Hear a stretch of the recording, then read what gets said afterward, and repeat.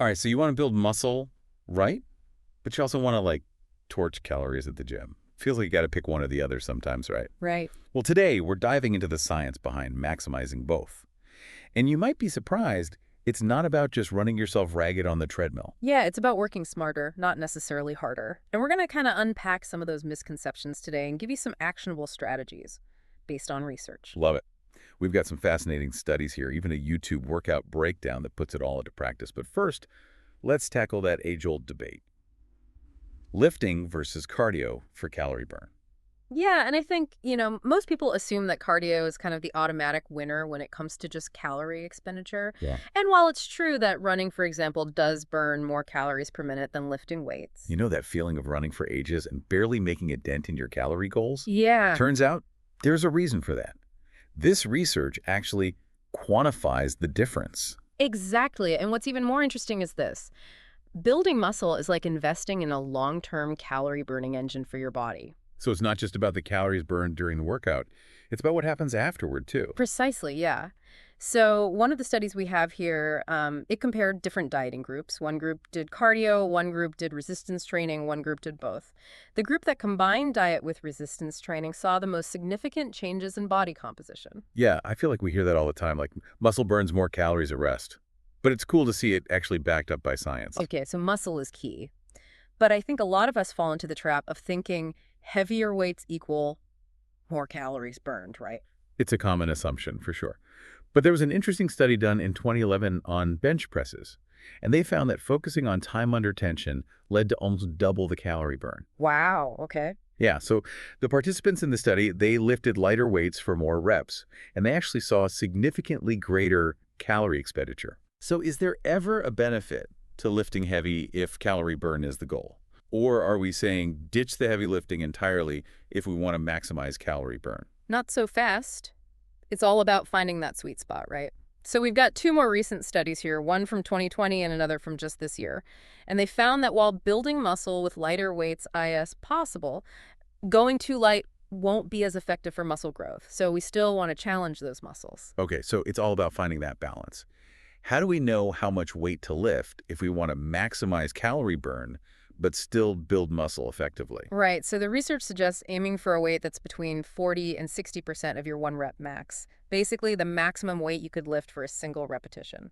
This usually translates to a rep range of 15 to 30, where you're really pushing yourself toward those last few reps. So to put that into simple terms, we're aiming for a weight that allows us to maintain good form for 15 to 30 repetitions, with those last few reps feeling challenging. Exactly. It might feel counterintuitive to go lighter, but trust the science. This approach helps you burn more calories during your workout and build muscle effectively over time.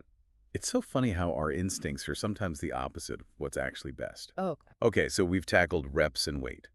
But what about the types of exercises we choose? Does that impact calorie burn too? this is where it gets really interesting. Hmm. Make sure to pay attention to how these tweaks all work together. Oh, absolutely. The type of exercises you choose plays a huge role. Think about it. The more muscles you're engaging at once, the more energy your body needs.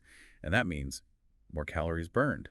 Okay, so are we talking about ditching those single muscle isolation moves in favor of compound exercises, the ones that work multiple muscle groups at the same You time? got it. And there was a really interesting study done in 2017, compared isolation exercises like bicep curls to compound exercises like squats and lat pull-downs. Okay, I'm ready. What'd they find? It was pretty eye-opening. So for example, lat pull-downs, which work your back and biceps, they burned almost 20% more calories than bicep curls alone. Wow, that's huge. Yeah, it adds up. And what about squats? Those always feel like a full-body workout. Exactly. Squats are like a calorie torching powerhouse. They engage so many muscles in your lower body. Quads, glutes, hamstrings, even your core to some extent.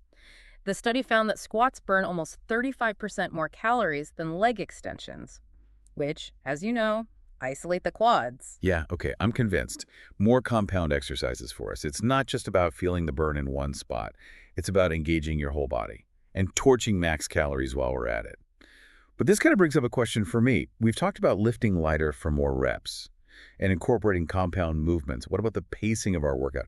Does that play a role in calorie burn too? Absolutely. This is where we can really start to challenge that traditional approach to weight training, which often involves, a lot of rest time between sets.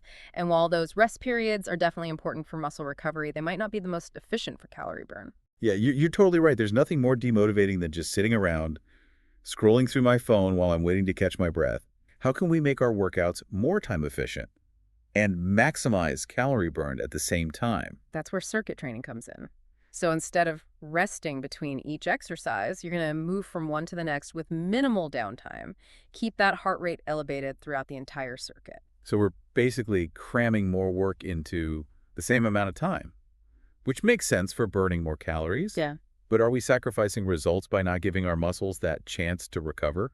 Right, and this is what makes circuit training so interesting. So there's a 2011 study. They compared traditional weightlifting, with 3 minutes of rest between sets, Huh. to that circuit training style we were just talking about. Did one group have significantly better results?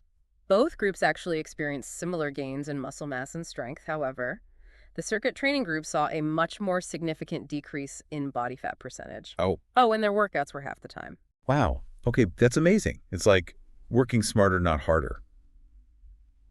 Instead of dreading those long rest periods, we should be using that time to move on to the next exercise. I'm starting to see how all these pieces fit together now. Lighter weights, higher reps, compound movements, and now circuit training. Yeah, and it's all about understanding how those elements work together Yeah. to create a more efficient and effective workout. This is seriously making me rethink my entire gym routine. Yeah. Speaking of routines, that YouTube transcript you shared actually walks us through a sample workout that incorporates all three of these calorie torching tweaks. Yeah. Let's dive into that, shall we? This is so cool. It's like we're taking everything we thought we knew about weightlifting Yeah. and kind of flipping the script. Yeah. Instead of those long, drawn-out sessions with heavy weights, we're talking short, intense circuits that keep those calories burning. Yeah, it's a fantastic way to challenge your body and Right. break through those plateaus. Plus, when you have that variety of exercises in a circuit, it can help prevent boredom, keep you more engaged. Oh, that's huge for me. If it's engaging and keeps me on my toes, literally, I'm way more likely to stick to it. Yeah. So walk us through this sample workout. What does a high-intensity calorie torching circuit actually look like? Right, so this sample workout in the YouTube transcript, it's structured into 3 circuits. Each one's going to target different muscle groups. We'll hit upper body, lower body, and core. And the key here is to move from one exercise to the next with minimal rest. We're aiming for about 15 to 30 seconds max. That way, we keep that heart rate up the whole time, maximizing that calorie burn throughout the entire circuit. Got it. No more scrolling through our phones between sets. So what kind of exercises are we talking here? Okay, let's start with the upper body circuit. Picks off with the classic dumbbell bench presses. And remember, we're aiming for those lighter weights, higher reps, really focusing on time under tension. Right. Quality over quantity. It's not about how much weight you can lift once, Yeah, but how much you can lift for multiple reps with good form. exactly. All right, so next up in the circuit, we've got bent over dumbbell rows.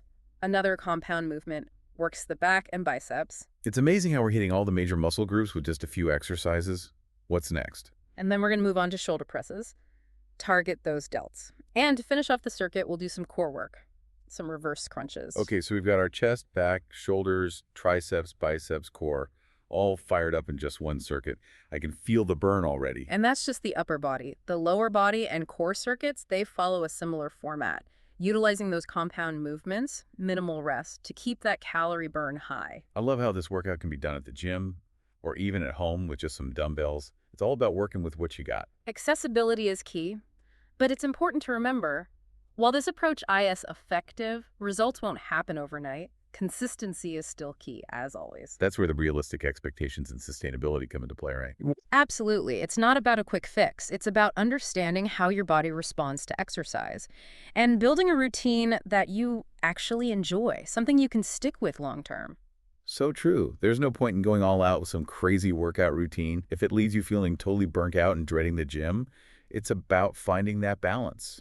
Pushing ourselves, yeah, but also enjoying it. Exactly. And don't forget, combining these strategies with a balanced diet, that's going to amplify your results even more, support those overall fitness goals. This has been such an eye-opening deep dive. So to recap, if you're listening and you're looking to torch calories while building muscle, Ditch the old school mentality, the heavy weights, long rest periods, all that. Yeah, get that out of here. Embrace the power of lighter weights, higher reps, compound exercises, circuit training. It's a whole new world. It really is, and above all, listen to your body, find what works best for you, and have fun with it. Couldn't have said it better myself. Now, as you head off to revamp your workouts with all this newfound knowledge, here's something to ponder. How can you personalize these principles to fit your unique fitness journey and goals? The possibilities are endless. Every workout is a chance to learn more about yourself and what your body is truly capable of. Until next time, happy lifting.